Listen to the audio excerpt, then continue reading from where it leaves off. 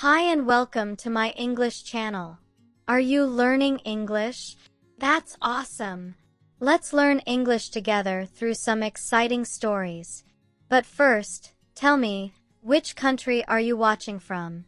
I'd love to know how far this message has reached. And don't forget to like, share, and subscribe to my channel. Alright, let's get started. Emma Collins was 62 years old. She lived alone in a small, quiet house in Brighton. The house was old, but it was full of memories. Emma and her husband had lived there for many years. They were happy together, but her husband passed away a long time ago. Since then, the house had become silent. Only the sound of the wind and the birds kept her company. Emma had one son, Lucas. He was 38 years old and lived in Paris, France. He had a good job, a loving wife, and two beautiful children. Lucas had a busy and comfortable life in another country, far from his mother. He seldom called her. Sometimes he sent a short message, but he rarely asked how she was. Many years had passed since the last time he came home. Every morning, Emma woke up alone. She made tea for one person. She sat by the window and watched people walking outside. She wondered what Lucas was doing in Paris. She wondered if he ever thought about her. Some days she felt strong, but other days she felt the heavy weight of loneliness. Still, she kept waiting. She missed her son with all her heart. One quiet afternoon, Emma was sitting in her living room, knitting a small scarf. The house felt peaceful, and the soft light from the window warmed her hands. Suddenly, she heard a loud knock on the door. She stopped knitting and looked up. Hardly anyone visited her, so she wondered who it could be. Emma slowly walked to the door and opened it. Her heart almost stopped. Standing right in front of her was Lucas. Her son. The child she had missed for so many years. She could not speak for a moment. Her eyes filled with tears. "Lucas, is that you?" she whispered. Lucas smiled and hugged her. "Yes, Mother. It's me. I missed you so much." They went inside and sat together for the first time in a very long time. Lucas told her that he had been thinking a lot about her. He said he felt worried knowing she lived alone. Then he looked at her and said gently, "Mother, I want to take you to France. Come live with me, with my wife and the children. You won't be alone anymore." Emma felt warm inside, but also confused. She looked around her small house. Every corner held a memory. She had lived there her whole life. She married her husband there. She raised Lucas there. Leaving it felt like leaving a part of herself behind. But when she looked at Lucas, she saw hope. She believed he truly wanted to take care of her. After a long moment of silence, she nodded softly. "Yes, Lucas.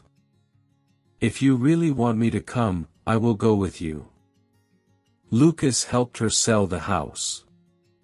He took the money and kept it with him. A few days later, they packed their bags and headed to the airport together. Emma felt nervous, but she also felt happy. At last, she thought, she would be close to her son again. When Emma and Lucas arrived at the airport, the place was busy and full of noise. People rushed past them with their suitcases. Announcements echoed from the speakers. Emma held tightly onto her small bag, trying not to feel overwhelmed.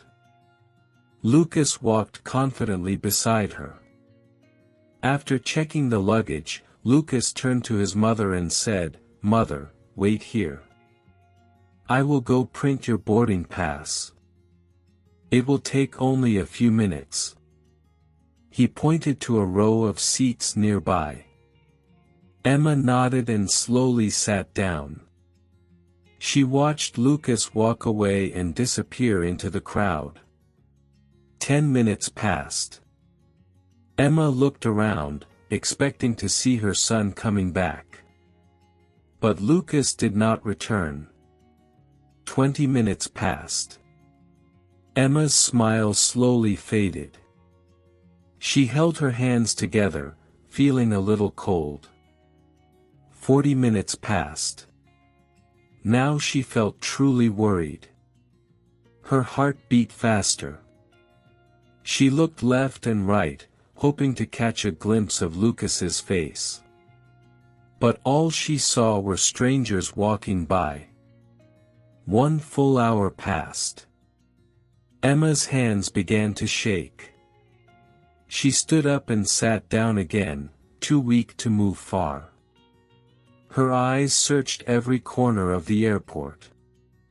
"Where are you, Lucas?" she whispered. At that moment, a police officer noticed her distress. He walked over and said gently, "Ma'am, are you okay? Do you need help?" His name was Michael Turner. Emma explained everything. She showed him the photo of Lucas and the plane ticket. Michael listened carefully, then said, "Please wait here.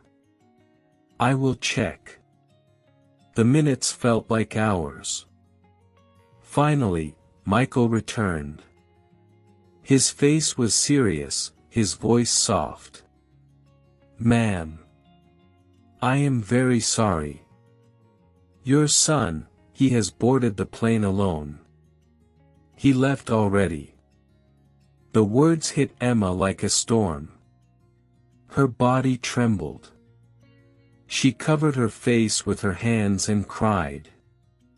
Right there, in the middle of the airport, her heart broke. Emma sat on the airport chair, her hands shaking and her eyes filled with tears. She could not believe what had just happened.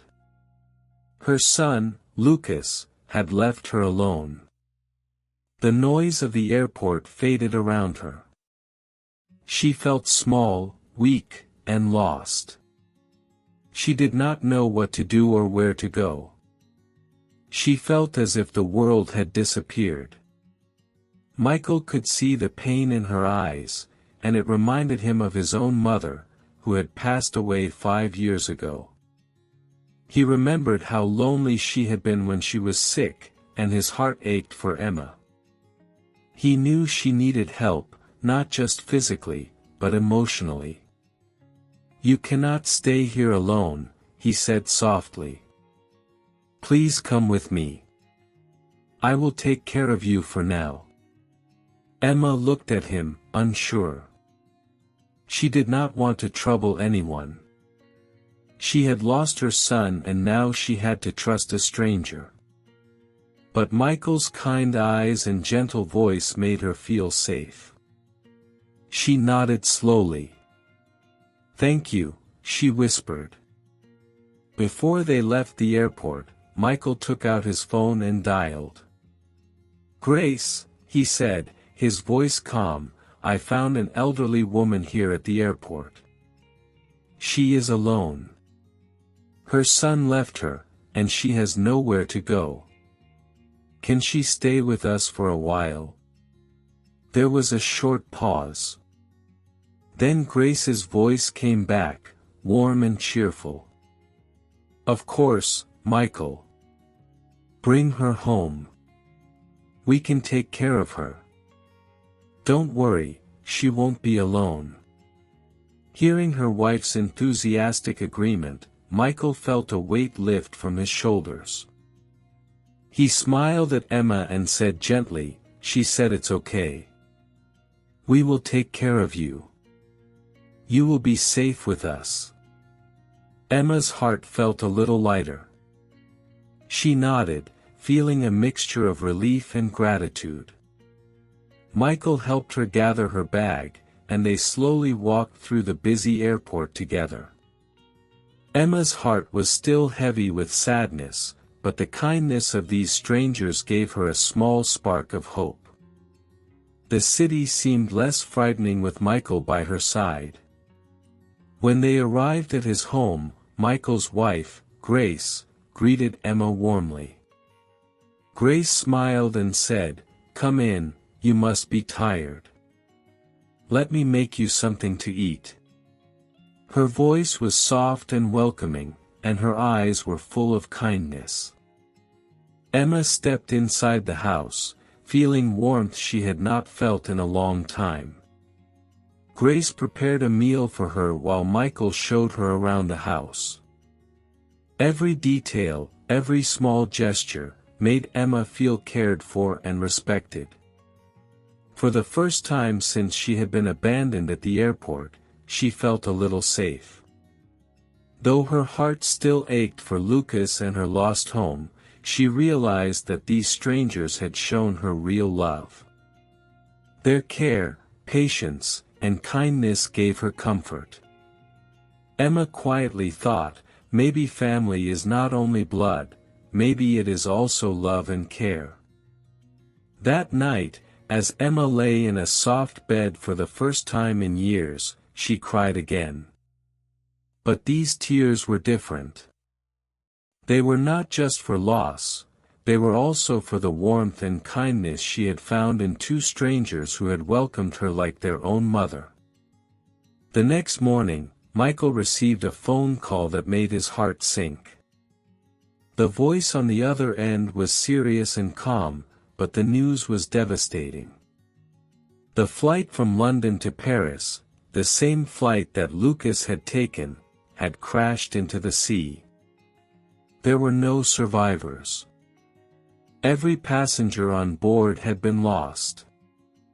Michael felt a cold shiver run through his body. He knew immediately that Lucas was gone. He thought of Emma, sitting alone in his living room, still adjusting to the kindness and warmth she had received from him and his wife, Grace. Her heart was fragile. She had been abandoned by her only son at the airport, and now the truth was even more painful than anyone could imagine. He made a difficult decision. He would not tell Emma the truth. She still loved Lucas. She still hoped that one day he would come back to her. To reveal that he was dead would break her completely. Her grief would be unbearable, and there would be no comfort left for her. Michael sat quietly for a moment, looking at Emma as she smiled softly while drinking tea. She seemed peaceful for the first time in days. He knew that keeping the truth hidden was the only way to protect her heart. It was a lie, but it was a lie born of love. He reminded himself that she had already suffered so much. Losing her husband years ago had left her lonely. Losing her home and being left behind at the airport had shaken her deeply. If she also lost hope for her son, he feared she might lose the will to keep living. Michael made a silent promise to himself. He would be her family now. He would provide care, support, and love. He would help her heal from the wounds that Lucas had left. Every morning he checked on her. Every meal he made sure she was comfortable. Every conversation he shared was gentle and full of patience. Emma never suspected the truth. She spoke about Lucas sometimes, with hope and longing in her voice, unaware of the reality. Michael listened with compassion, nodding and smiling gently.